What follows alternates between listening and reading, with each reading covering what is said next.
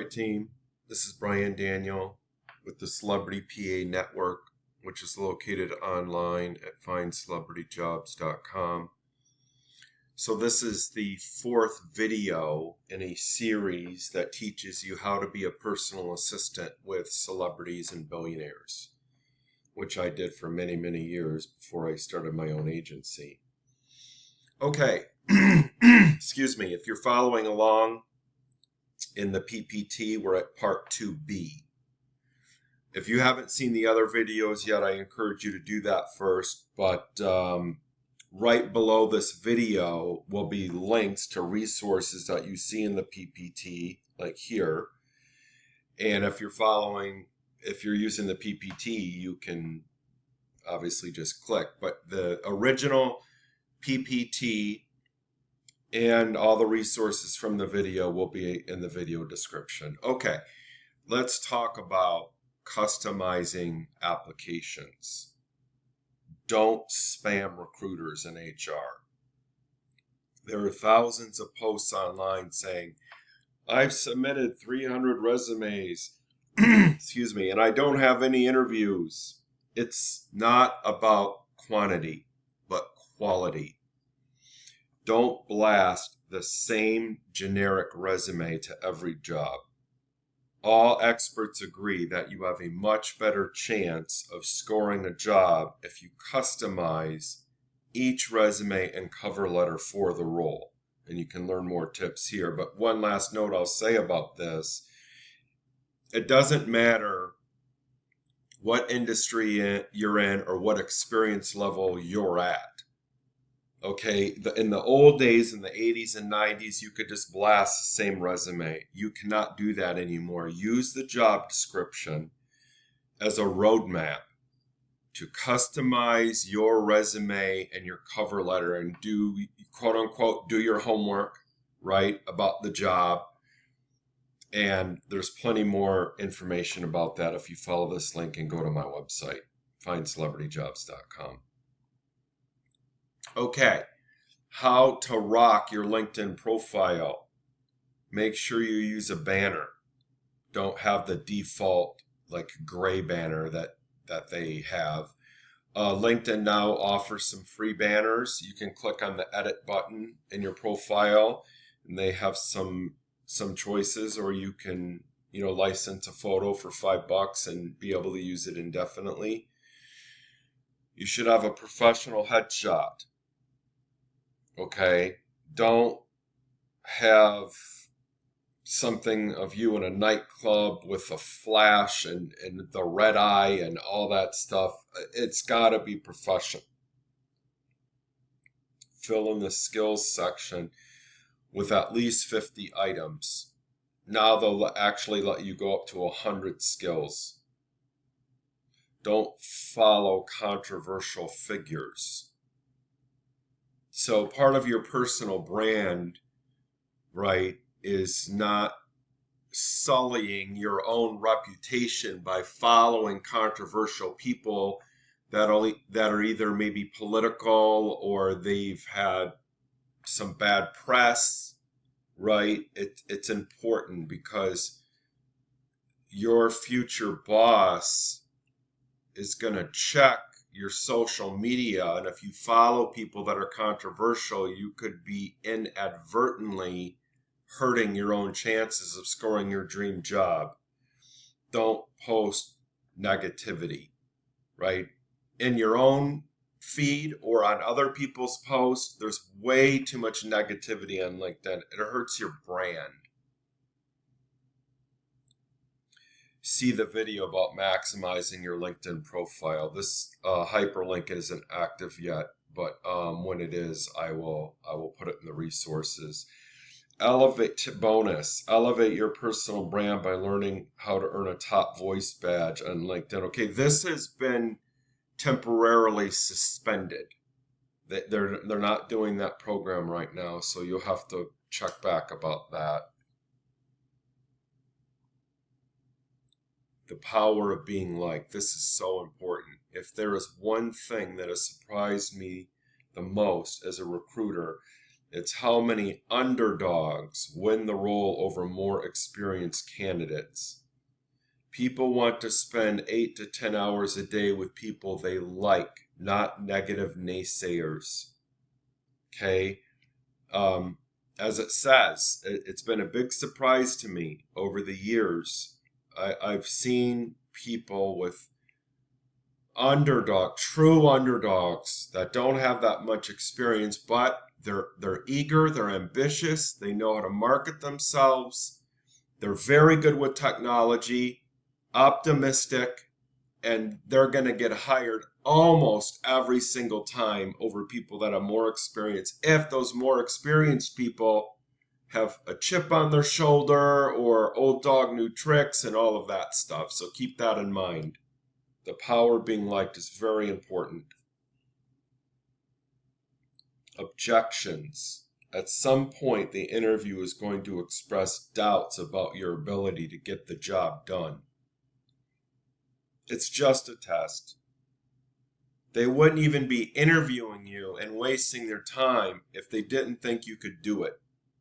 Start giving them examples of how you saved the day. Excuse me.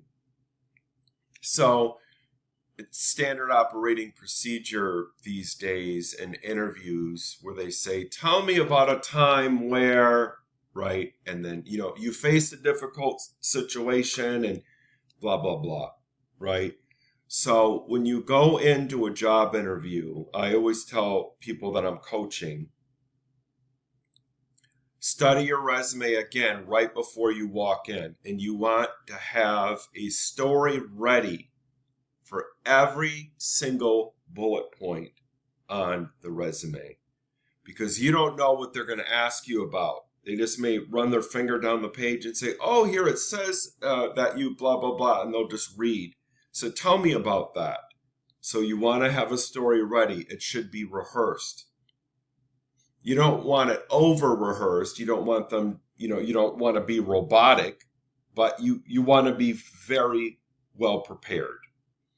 So bonus, learn about demonstrating transferable skills. Okay.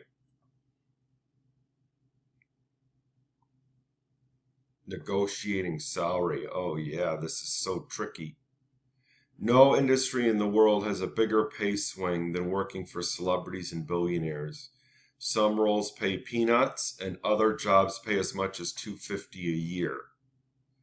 If you don't have any experience, then you have to start in the mailroom meeting at the bottom. The most important part of demonstrating your worth in the job interview, because pay raises won't come often. So you can learn more about negotiating salary here. But just a quick note, the pay varies wildly. Now, I do have a pay scale on my website. So if you go to the sitemap, or you can just do a search on my site also about personal assistant salary. Some people are making $12 an hour, and some people are making $100 an hour. So, you got to start in the bottom and you work your way up to the better jobs. You don't want to just wing it and hope you get there. I mean, you need to have the right training and you have to have a good career path. I can help you with that, but don't leave it to chance. Let me just say that. Getting feedback. In my opinion, candidates are overly concerned about getting feedback about their interview. Honestly, this is a complete waste of time. Employers are never going to tell you the real reason they didn't select you, so it's just best to move on. So here's a video about that where you can get some details. Long story short, this is a true story. Very qualified candidate was interviewing to be a personal assistant to a wealthy family, okay, and she didn't get selected. And she was like, on paper, she's like spot on perfect. We found out much later that the wife was intimidated by the PA. She was like, oh, I don't want that young pretty girl by my husband. He might have a wandering eye. But if I press the employer, oh, why didn't you choose Sarah? Then they might just say, oh, she just didn't interview that well. So then if I go to the candidate and say, hey, you didn't interview very well, then I could literally be causing psychological damage to the candidate and make the candidate doubt themselves. So if you don't get selected, I know it's hard, and this is true in any industry, not just private service, you just move on. Don't dwell on it, because it's nothing good can come of it if you dwell on it. You just move on. You find someone who does want you. Transferrable skills. How to sound ready to manage estates, private jets, domestic staff, yachts, when you've never actually done it. One of the biggest surprises in my recruiting career is learning how inexperienced candidates are in these roles with celebrities and billionaires. They got hired because they were, quote unquote, likable and interviewed well, not because they had direct experience. Solution: make like comparisons from your past experience. Okay, so there is, just like in the entertainment industry, there is no direct traditional path into private service. If you talk to 10 different private service professionals, you're going to get 10 completely different stories about how they got into it.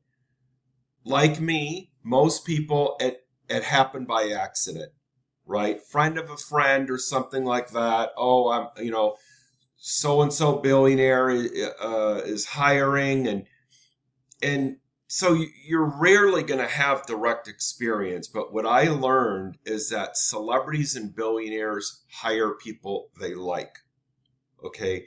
Because there's a trust issue. You got to remember, they're surrounded by sycophants and users and people that are sinking their claws into them, and they want money, right? So they will always try to hire somebody like friend of a friend situation before they're going to go to an agency and pay all the big money, because they'll forgive you for what you don't know. They can teach you how to book a private jet, but you can't teach people how to be trustworthy, right? They either have a comfort level with you or they don't. Bonus: learn how to use the value proposition method in a job interview and convince the interviewer that you're able to do what they need. I'll be adding that link. It's being updated. Why should I hire you? The dreaded question that all interviewees hate being asked. Many candidates get stumped by this question even though they know it will be asked of them. Be prepared to list hard skills and soft skills with your answer. Use the job description as a guide. This is why doing homework before you go in to the interview is so important.